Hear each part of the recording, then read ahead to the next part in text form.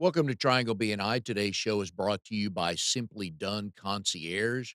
Folks, we can make more money, but we cannot make more time. So if you need time back in your day, some errands run, pet sitting needed, meal prep, laundry, go to Simply Done Concierge. Let us know how we can help you. We'll give you some time back so you can be in two places at one time. Hi, everybody. My name is Mike Manning. Each week on Triangle BNI, we bring you a local small business success story. If you are not familiar with BNI, it is Business Networking International, the world's largest networking organization. Our little slice of heaven here in the Triangle, Raleigh, Durham, and Chapel Hill and the surrounding cities. Each week, 32 chapters, about 540 members get together. Our goal is to help each other grow our businesses. And our local small business success story today is Samantha Moschella with Everfit. She is a women's health and fitness coach. Samantha is also a member of, geez, you think I'd remember that, Connections in Motion. They meet Thursdays at noon at the Hibernian Pub on Falls of Neuse. Samantha, good morning. How are you today? Great, Mike, how are you? Doing well. Glad you're here today because around the calendar, not around the clock, around the calendar, we should be concerned with fitness. But we are February 6th, I think, today. And there's a lot of us that have already broken New Year's resolutions. So what do we do with the second month started? And maybe we haven't done exactly what we want to do in January. How do we get that momentum back? Well, it's never too late to start again. Like every day is a new opportunity to get started, working towards your goals or your dreams or whatever that might be, whether it's health and fitness related or something else altogether. There are many misconceptions in many industries. And the fitness industry has one. I think a lot of times people think, well, I don't want to join a gym. I don't have time to do this. I don't have time to do that.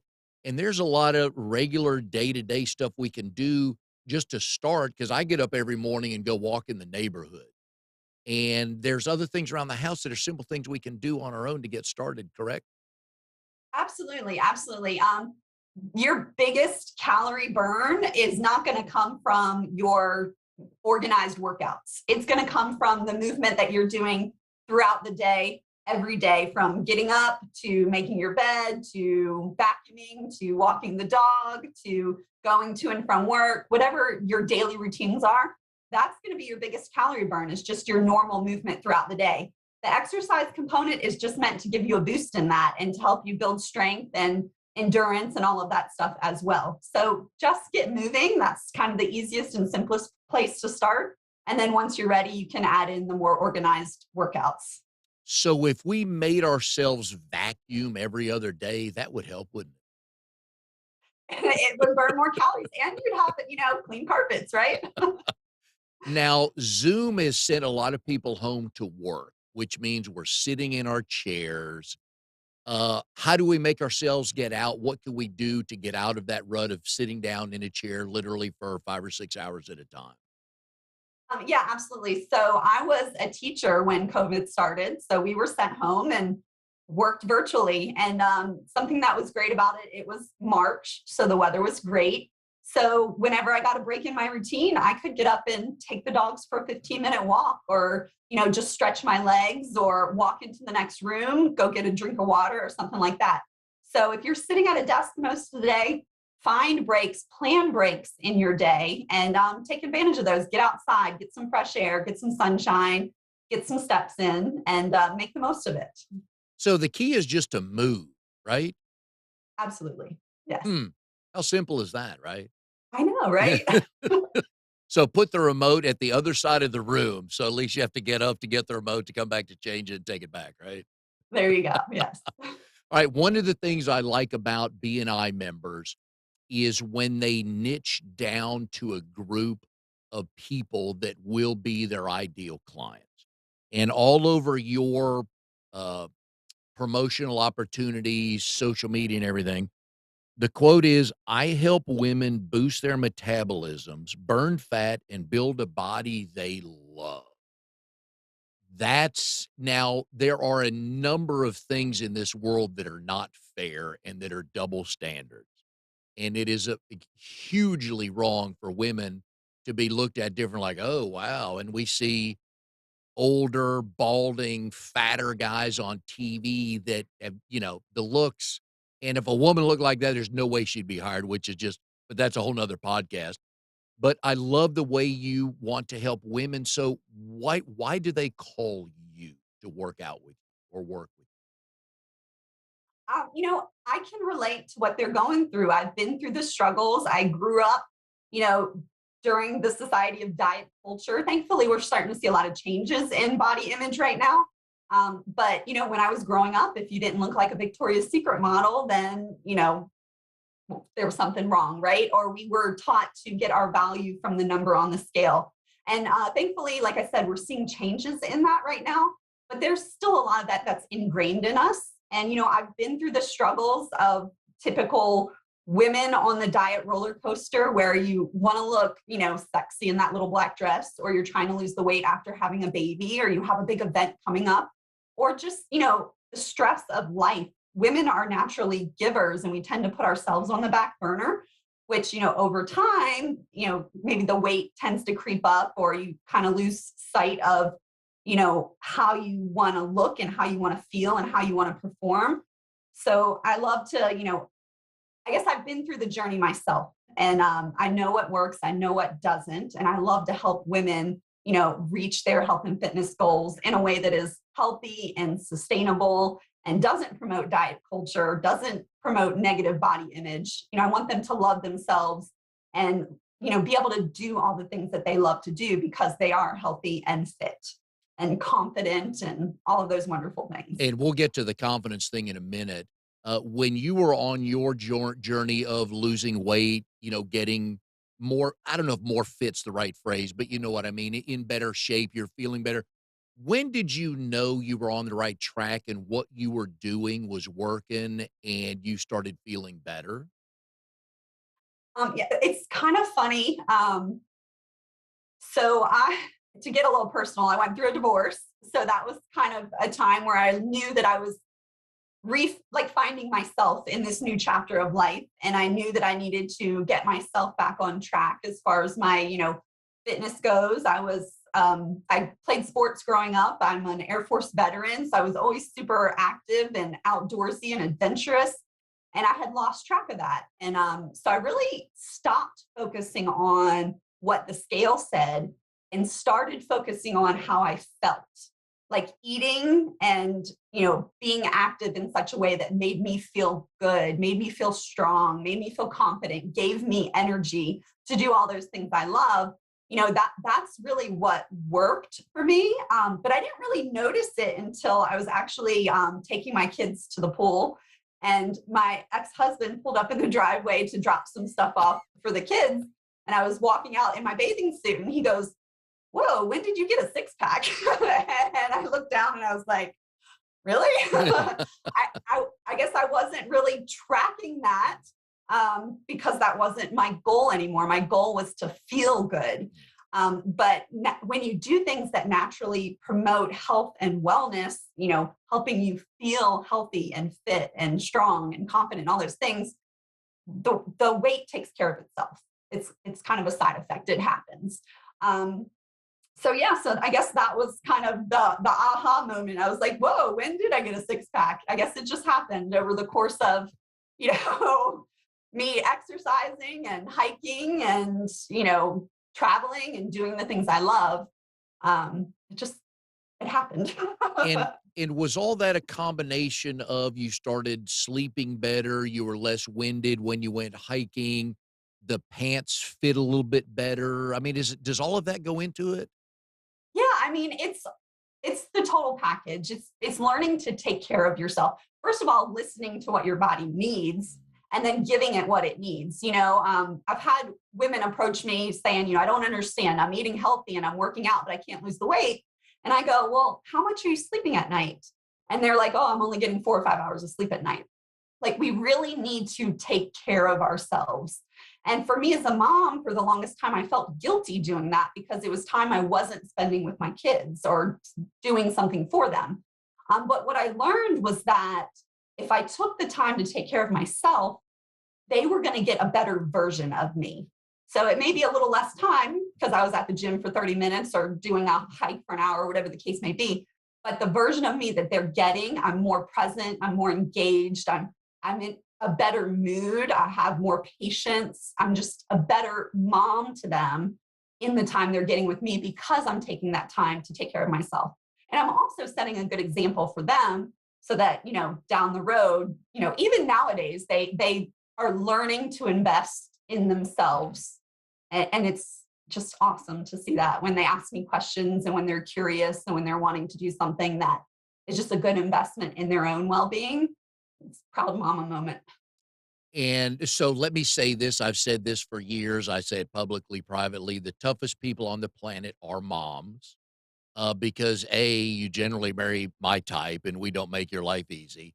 But you've got kids, you've got jobs, you've got your body, you've got everybody else's needs. And just so moms, I want to say it as many times as I can, the toughest people on the planet are moms. So on your as I was doing my research over the weekend, you post food options on Facebook and some of your social media stuff. And while I appreciate that, I'm going to draw the line with you, Samantha. There's no way you're going to talk me into a cauliflower pizza. Other people have mentioned it, so don't even try. There's no way that's any good, right? You know what? Have your pizza with the pepperonis and enjoy it. Mm, So the goal with healthy eating isn't to yeah, eat everything perfectly. yeah, Perfect just doesn't happen. But if you balance it, if you have a healthy, balanced diet, so like I don't know how much research you were doing, but Saturday was National Eat Ice Cream for Breakfast Day. yep. I saw that one. So we made ice cream waffles for breakfast that Yep, morning. Did I feel guilty about eating ice cream for breakfast? Absolutely not, because I eat healthy most of yeah. the time. So then I can splurge that 10 or 20% of the time and eat the foods that I really enjoy. And that's really what it's about. When you're super restrictive with your diet and you're not enjoying the foods that you eat, then it's going to be really hard to stick to it. And it feels like punishment. Like who wants to do that, right? Yeah, and it's almost if you manage the rest of the day, you can have ice cream on your waffles, but if you do that 3 times a day, that's gonna be a problem, and that's where I think a lot of people you're right, they're like, "Oh, I can't have anything." No, you're not gonna be happy if you can't have anything you like. Yeah, and then it snowballs Yep, because it's this all or nothing mindset that we have. So it's like, oh, I had the slice of pizza, like I'm off my diet now, so yep, I might as well have the beer and have the cake too. You know what I mean? yep, So if you let go of that mindset and learn that, all things in moderation, right? And just creating balance in your diet and in your exercise, your fitness, then you'll be able to get the results you want. and the cauliflower pizza, I've got a couple friends of mine that tell me instead of using the dough, they use cauliflower to make the dough for the pizza. I'm like, I'm not for that, so and they try to tell me it's good. It probably is healthier. I'm not arguing that point, but there's no way it's better. There's all kinds of crazy things out there, and you just got to find what works for you. Yeah. In life in general, I think most people give a lot of weight to people's opinions that they don't even like those people or they're not a factor in their world. And as a guy, I have no idea what women go through, so I'm not even going to pretend like I maybe think I don't. But I just think people listen to too many people about, "Oh, you look this or you do that." It's like we need to shut out a lot of that stuff, and especially on social media. If you don't know the people, Lord, don't listen to them. Well, yeah, and social media is tough in general because for the most part, everyone posts all the good stuff, They're right? perfect. Yeah. So then you Yep. start comparing yourself to the other person, and it's like one of my friends put it some way, I don't remember, like you're comparing your behind the scenes to their in front of the camera. Ooh, And good. it's apples to oranges, Yep. right? Like, so yeah, so we need to give ourselves grace and give others grace. And judgment, just comparison doesn't work. When It's you not yep. helpful for anyone, for yourself or for No, the other person. it is So not. Whether it's weight loss, business, and how you're raising your kids, don't. No, just stop. So, when you were going through your journey, your transformation, were there a couple people that you listened to that gave you advice on that, or did you just read the results of your body and how you were feeling? Thankfully, I had a really fantastic group of girlfriends that we would hike together. And when you're out in the woods for, 3 or 4 hours hiking, you have nothing to do but talk, right? Mhm. So we talked about everything, including, everything from, emotions and stress, which is a huge part of it, to, activity and nutrition and all that stuff. So it's really good to have a support system when you're going through any kind of transformation, whether that be something physical, mental, emotional, professional, whatever that case is. Having a support system is super important. So yeah, definitely. It's not like I was counting macros or anything like that, although some people do that and have great success. But really honing in and listening to my body, and then having a sounding board, for a group of friends that I can talk to, Yeah. about things, and when I have questions and when I need advice or when I just want to celebrate small wins, that's super important too. Myth or not a myth? If I have a nice salad, and I'm talking just lettuce, and I've got some sort of like lunch meat or grilled chicken, tomatoes, cucumbers, stuff like that. If I have that at 5 o'clock versus having that at 8:45, is that a difference on my body? Not really. Research has shown that the time of day that you eat is not as critical as the amount of food you consume over like a 24-hour period. So they've done research as far as like, intermittent fasting or, stop eating by a certain day. So I would say listen to your body. If you're hungry at 8:45, have something healthy. Just make sure like it's not going to affect your sleep, because sometimes people eat a lot of calories before they go to bed and then their body is working through all of that digestion and it affects their sleep. You mean kind of like So that pizza? well, possibly, or I may have snacked on a little bit of candy the other night before I went to bed and had a Yeah, soda and did not sleep well. And the next morning, I was like, I probably shouldn't have yeah. done that.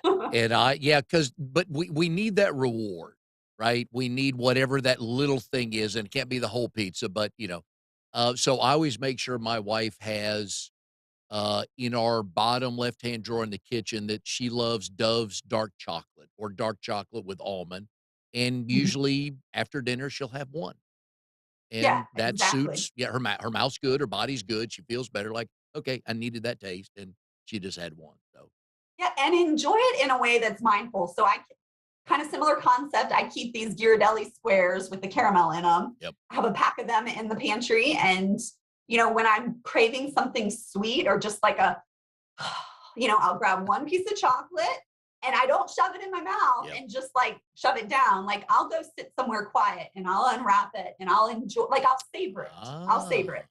So enjoy it when you're doing it, and get away from the mindless snacking. That's Yep. what really gets us in trouble. If you grab a pack of Oreos and go sit in front of the TV while you're watching your favorite show, and before you know it, you're halfway through the bag, Yep. that's what's going to cause the issues, not the single piece of chocolate that you're savoring and enjoying. Now, let's not badmouth double stuffed Oreos in general. Let's just badmouth 6 at a time. Yeah, I was actually at my BNI meeting last week. Yeah. I was talking about Girl Scout cookies. Oh, yeah. Because when I was in a cycle of New Year's resolutions, when I was trying to lose weight or get healthy or eat better, whatever the case may be, I was joking. And seriously, I would do really good up until Girl Scout cookies came out, Mm. and then I'd fall off the wagon.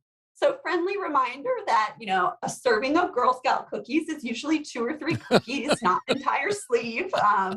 Because we can get carried away with that. But yeah, if you're enjoying the foods you love mindfully, that's when you can create that balance and still enjoy those foods and reach your health and fitness goals. And I've told my wife that if it's not in the house, I obviously won't eat it. But if the double stuffed Oreos are in the refrigerator, it's how far I can spread my 2 fingers here. And that's how many I eat. And it's not good. There's 100 things wrong with that, but that's when they taste the best. I hear you. I hear you. Alright, so one of the other cool jobs you had prior to this, and you've just been doing, Everfit for about coming up on a year almost, right? So I was a school teacher last year. Right. So summer vacation hit. I knew I was transitioning.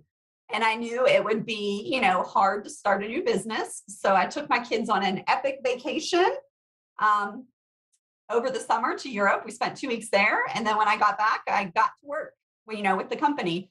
So 6 months Cool. and just did kind of a hard launch in January. Okay. So Right. yeah. What grade did you teach?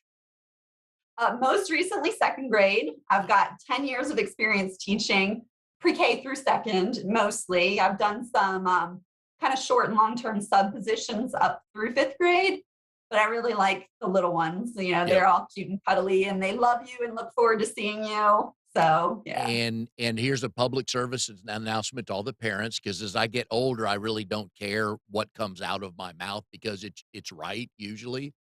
We all have that snot-nosed kid one day or 1 week out of the year.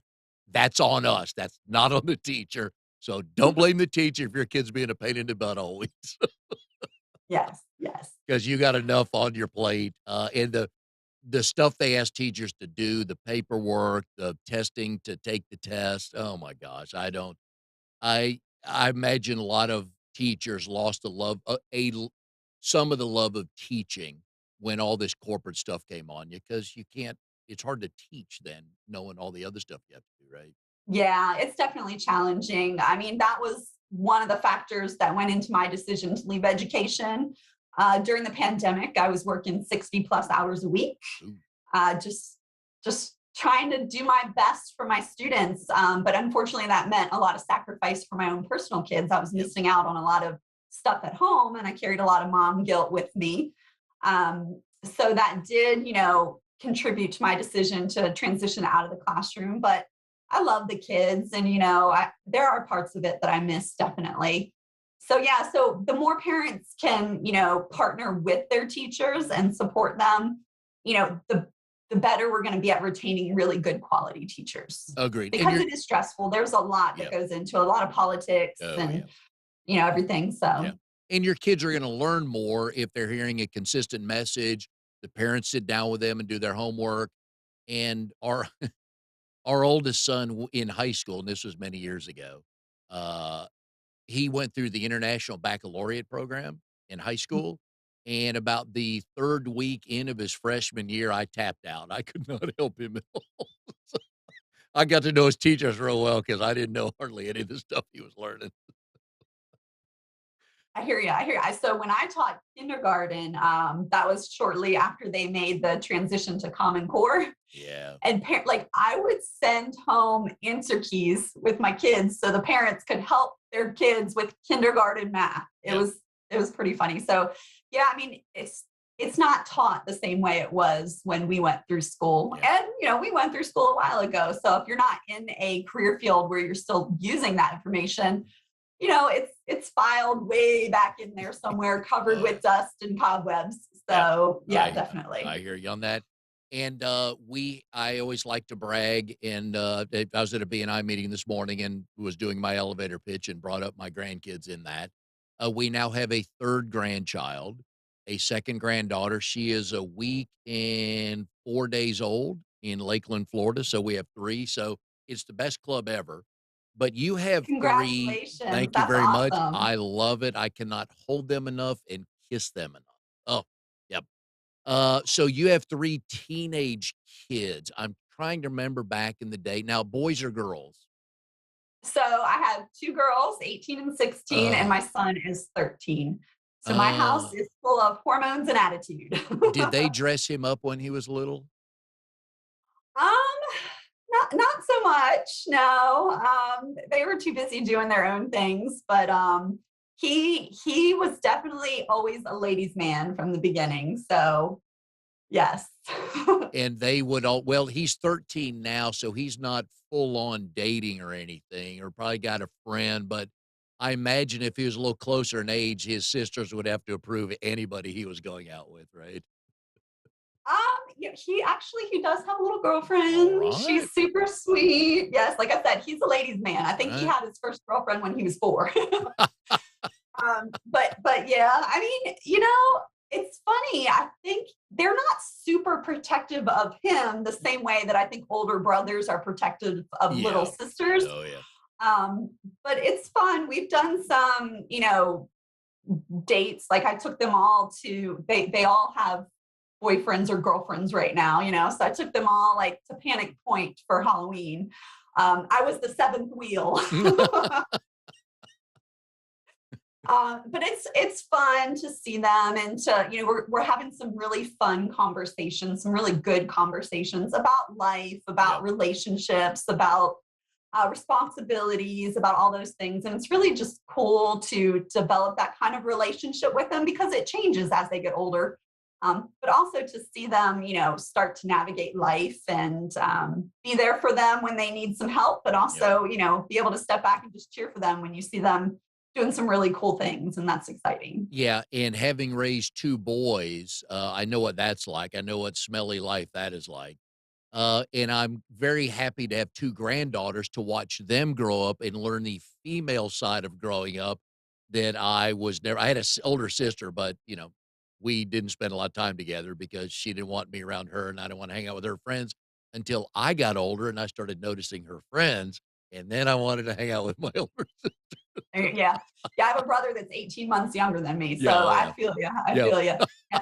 I would always say that girls tend to be more like emotionally exhausting and boys are more physically exhausting. Oh, yeah. So, Yeah, yeah. and I always feel for moms that have a son, but they didn't have a brother. So they don't understand why their 5-year-old has a towel wrapped around his neck and he's standing on the back of the sofa trying to fly. And they've never seen that before. So they're like, "What are you doing?" Like, "Trying to fly. There you go. I just got Well, done watching Superman does Superman. it, He's right? flying." Yeah. But it's, yeah, it's interesting. So I'm, very, curious to watch my 2 granddaughters grow up, and thankfully with video, we get to talk to them, quite a bit and texting a lot with their parents and just learn how things are going, so I'm looking forward to that, but, yeah, it'll be interesting. My wife will finally have somebody's hair to braid. The boys would never let her do that, so I think the granddaughters will happily let her do that. Nice. Alright, so you have one of the I think you may be the first person on the show that's done this. I've gotta go back and look. I think this is episode number 188, and you were an ordnance technician in the Air Force. So let's start with why you decided to go into the Air Force in the first place. Yeah. So I actually graduated high school at 16. I had a Wait, full wait, ride wait, scholarship stop, to stop, college. stop, stop, stop. Bragging is not a good look on you, Samantha. It's just not a good look. So how did you get through high school at the age of 16? Spring break of my freshman year of high school, I moved from Maryland to South Carolina. And I guess just the way the school system was structured up in Maryland, I got a head start on credits. So when I moved to South Carolina, I was ahead of the game and I could graduate a year early. Now, let me brag. I'm a Southerner. I've been a Southerner since 1st grade. Not surprised that you were ahead of the game when you moved to the South. Not knocking the South because I'm one of them, but not surprised. Well, then you were at 16 you graduated. That must have been weird. Yeah, because then I actually moved out at 16. I was working full time, going to college full time. Wow. As you can imagine, it wasn't really the college experience that anyone really looks forward to, right? Because No, at no. 16, it's kind of awkward showing up at a college party or, Yeah. anything like that. So I did a year of that, but so then by then I was 17 and I just didn't know what I wanted to do in life. So I felt like I was just kind of spinning my wheels, burning myself out, working Mhm. full time, going to school full time, living on my own, supporting myself. So I started thinking about, what another option might be. And ultimately, I decided on the Air Force. I wanted to be a part of something that was bigger than myself and serve others. But I also wanted something that would give me guidance and direction and life skills. And I would have some, good mentorship and education opportunities through that as well. So Right. that's kind of what led me towards the Air Force. Cool. Now, my wife is an Air Force brat. She graduated high school in Heidelberg, Germany. But and granted, this was back in the 70s, so it was a little easier to live in Europe back then. They lived in Turkey for a couple years, loved it. but they also had to live stateside in like Lubbock. I'm not knocking any places like that, but smaller towns where they have bases. So where's the best and worst place you got to live in your time in the Air Force Well, live, or station? right. Well, yes, stationed. So I was actually, well, what brought me to Raleigh eventually was that I was stationed at Seymour Johnson Air Force Base. Mhm. So that was my first duty station after training. I did training at Eglin Air Force Base in Florida. That was pretty cool. Yep. Um, our barracks was right next to the runway, so I could sit outside and watch jets taking off, which was fun. We had the beach there, not far from Panama City. Yep. So, when you're in your late teens and you want to go down for spring break, that was always fun. But as far as being stationed somewhere, I mean, I was stationed in Korea, which was cool, but I got to travel a lot, which Yep. was fun. So I did a week in Japan, I did a week in Egypt, I traveled all over the US. Ooh, nice. So yeah. I see, yeah, because my dad way back in the day was stationed at Eglin when he got into the Air Force, and my brother-in-law was stationed at Hurlburt for a while. So that is the Panhandle of Florida, not the worst place to be stationed. Yes. No, not at Yep. all. It's not near a golf course, better be near the beach, right? Exactly. Alright, so how do you get into the world of ordnance and bombs and diffusions and technicians and all that good Well, I wanted a job that wasn't boring. stuff? So, when you go into the military, you have to take the ASVAB, which is, it assesses different skill sets to see what jobs you qualify for. Um, I qualified for everything. So the recruiter handed me a book and he was like, "What do you want to do?" So I started flipping through the jobs, reading descriptions. I was like, I don't want to be in a kitchen. I don't want to be behind a desk. I don't want every day to look the same. So, what looks interesting, what looks exciting. And I came across explosive ordnance disposal and just kind of stuck. Like that was it. And you So would get called out where and when and why? yes. So anytime well, we supported not only the military police but also local law enforcement. Oh, So anytime there was issues involving, potential explosives or even like hazardous materials, we would get called out to support with that. So everything from, you know, something going wrong with an aircraft involving its explosives, yeah. or one time there was a truck, I think it was like a mining truck or something. They were carrying explosives that they use commercially. Had a vehicle accident and spilt explosive material all over the roads. So Oh, we had to go out and help with that. Um, a bomb dog sits on a vehicle, alerts on a vehicle or alerts on something. We go out and support that. But the large majority of our job was done training. We were training other people. So we used to partner with like the Marines, for example, and train local law enforcement for, when they're going into a situation that, is threatening, to help with that. We train military personnel too for how to respond if they see something suspicious and stuff like that. Or we're training ourselves because, that in that time, especially, there was a lot going on as far as safety goes. yep. So constantly training and, being up to date on what's going on in the world and what the threats are and what potential threats are, that was probably the biggest part of our job. When there was a situation you were called into, whether it was real time or a training session, were there different amounts of information you had going into it? And, how much do you know sometimes and how much do you have to kind of figure out once you get there? Yeah, absolutely. I mean, there are times when you could be walking into a situation completely blind. All you know is that there's a potential threat here. And at that point, you have to assume everything's still on the table until you can start ruling out some things. And then, there's other times where you walk into a situation where you have a lot of information, but you still want to proceed with caution because you don't know, how valid that information really is. So you want to make sure that, you take that information into the situation with you, but don't let it cloud your judgment. Okay, here comes a really stupid question, but it has a point to it.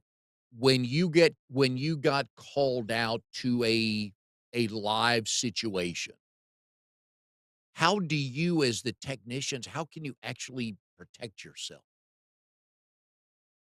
You fall back on your training. You Okay. know, that's why we spend so much training, because that way, when you do get to a situation, you know, you feel confident that you can do your best work there. And then, you know, again, proceeding with caution. You never want to rush into something, because that's when mistakes happen. When you're rushed, when you get complacent, that's when things go bad. So taking your time, really focusing on, you know, what the situation is and how you can best approach it. And then, you know, thankfully, you know, the military, you're on a team. Mhm. So it's never just you alone. Yep. So you're with people who are less experienced than you, and you're with people who are more experienced than you. And the good thing about like EOD, my organization, is that, you know, everyone gets a say. It wasn't just, you know, the master sergeant who's barking orders. Like if I were, you know, an airman, a basic airman or whatever, I can ask questions and I can say, hey, did you notice this? And it's a really collaborative approach to it. That way, you know, everybody has different experience and they're bringing that to the table. So you can really work together to problem solve. That's what it is. It's all problem solving, right? So And with what you were wearing, that's not gonna hold up if something goes really wrong, but what I mean, how do you outfit yourself from a protection standpoint with helmets, all that stuff? yes. So first and foremost, you want to do anything remotely that you possibly can. So we had tools like the robot to help us with that. So initially, if we could, the first view of whatever the situation would come from the robot. They would be sent in first. You know, if you do have to approach something, we did have the bomb suit. I've got pictures of me in the bomb suit. So, you know, obviously that will protect you to a certain degree, depending on, you know, the size of the ordnance or the explosive item. But yeah, so working remotely as much as possible is the biggest thing. As little time as possible at the scene of what's going on. And then situational awareness, just being aware of what's going on and, you know, really looking out for yourselves. And you're always with somebody else. So again, you're not alone.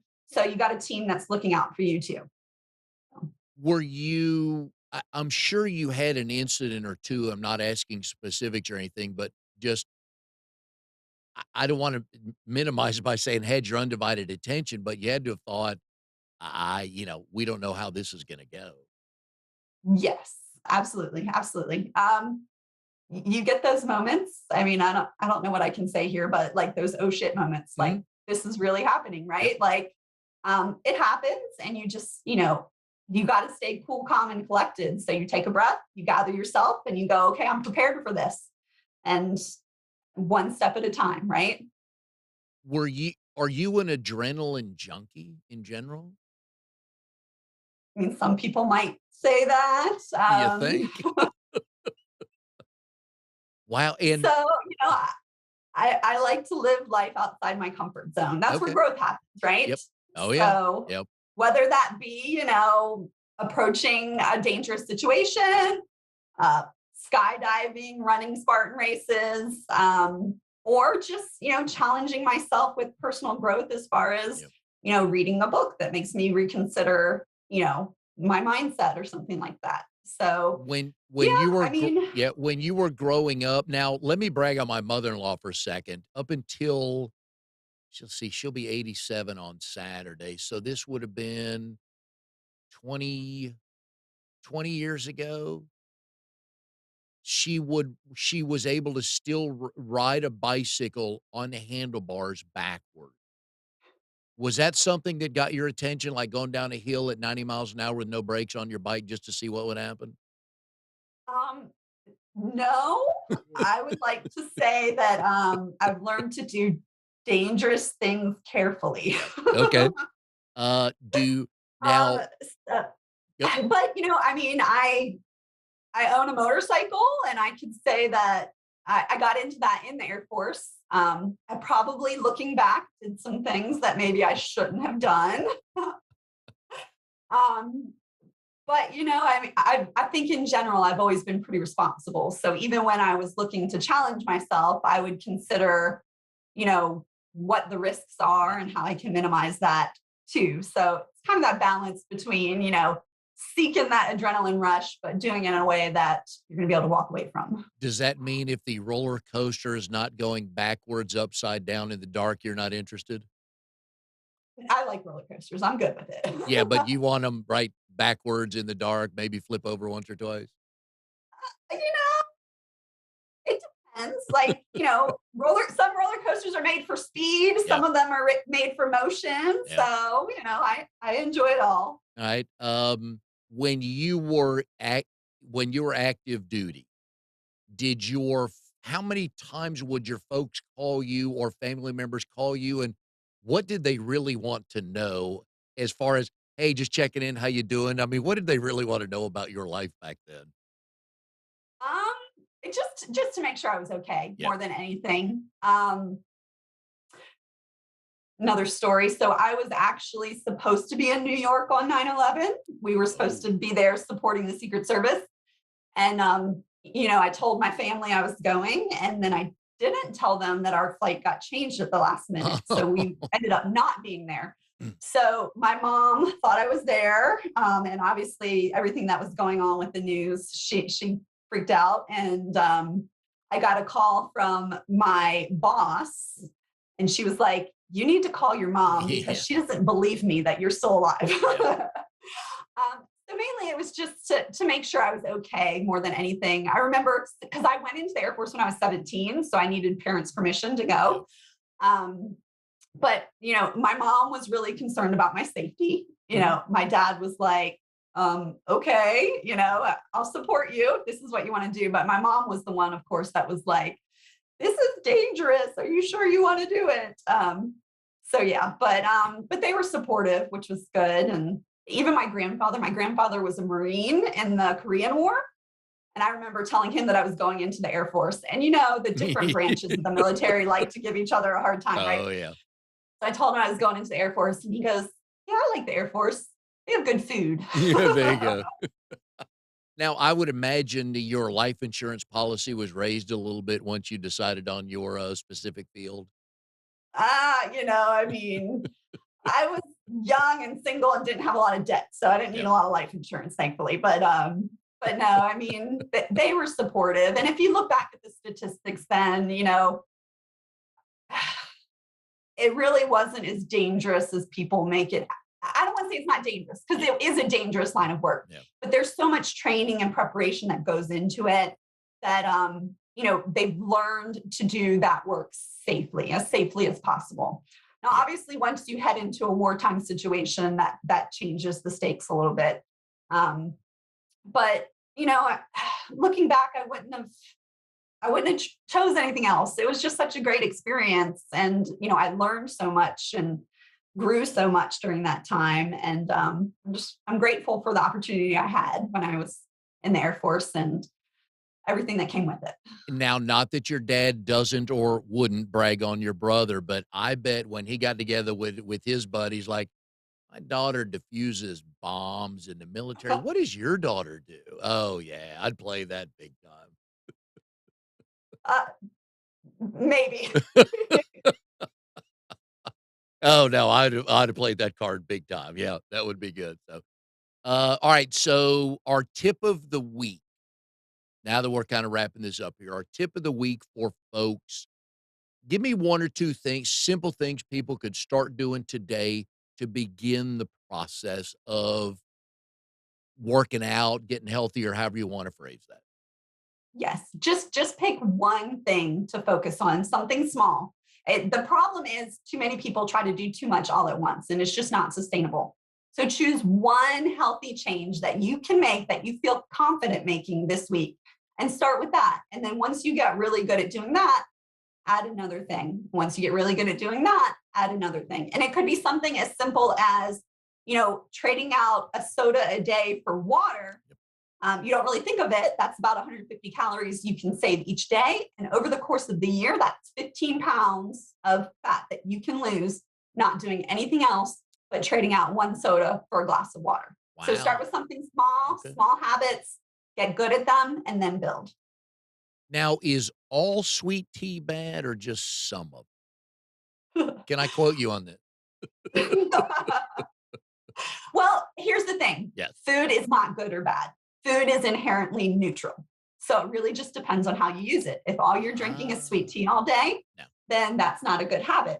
But if you enjoy a glass of sweet tea with, for your afternoon drink or whatever the case may be, then it's in moderation, right? Okay. So food is inherently neutral, same with drinks. It's just how you use it. Oh, so it's user error. Oh, we're blaming the food this whole time, Samantha. I'm not happy with this. This is not what I wanted to learn today. But it does make sense. You're right. And I've cut my sweet tea down like twice a week Okay, cool. because And I then could something do, else you yeah, can do is mix it half and half, yeah, half sweet, half unsweet. yeah.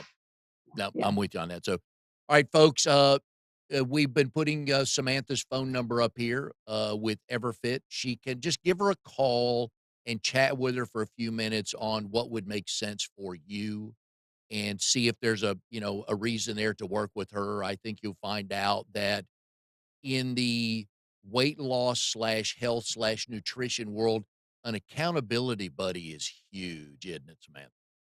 Absolutely. Yeah. Absolutely. And we need somebody just to call and go, I'm having a bad week. Help me kind of get rerouted back to where I should be. And that's where you come in. Yeah. I mean, there's so much conflicting information out there that it can be confusing on knowing where to start and how to progress forward. And that's something that I can help with is a simple plan that's going to give you the results that you want. Wonderful. It has been a blast having you on the show. Love the stories about um you graduated high school at 16. That's just wrong. You're making the rest. Oh my gosh. Anyway, it is impressive. Let me tip my hat to you. That is very much very impressive. So, and then your time in the Air Force with what you did, I always, am glad people do that. So, because I know it's not for everybody, but glad you do that. Glad you do that. So our tip of the day is just pick one thing, right? Just change one thing. And see, I like the way I like what you added to that and get good at it because we're like, oh, well, okay, I just stopped for today. I'm not going to have I'm not going to have a Diet Coke today. And then Wednesday comes around, you're back on Wednesday, Thursday, Friday, Saturday, Sunday. But pick one thing and get good at it. I like that. Thank you. Yes, it really is that simple. Yeah. Just get started. Yep. And yeah. When's the best day to start? If it wasn't yesterday, it's today, right? Wonderful. Absolutely. Wonderful. All right, Samantha, it's been a blast. Love the stories. Good catching up with you again. Thank you And so much for so having me. they can check you out on Facebook, right? Where you put all your tips about cauliflower pizza is good for you and ice cream on waffles is good for you and things like that in moderation. That's the name of your next book, In Moderation. All things in moderation. There you go. There you go. So, anyways, but go check her stuff out, folks. Give her a call. Just pick her brain for a minute and see what the right road for you to get on to. Just feeling better. You don't have to be, that, like she was saying earlier, that Victoria's Secret model or anything like that. Just, you got to feel better, you. And that's pretty much half the battle, right? Absolutely. All right. Had a blast with you on the show today, Samantha. Good luck with everything. And we will see everybody next time on Triangle BNI.